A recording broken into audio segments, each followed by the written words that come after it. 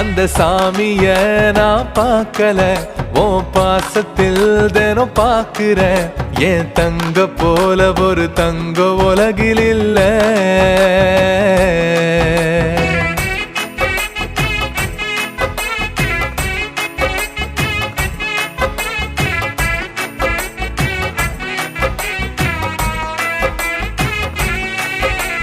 பெத்த அம்மாவின் அன்பையும் தோள் சுமந்த அப்பாவின் துணையையும் ரெண்டுமே ஒன்னு சேர்ந்துதான் கூட பிறந்த பொறப்பு நீதான். மகராணியா நீ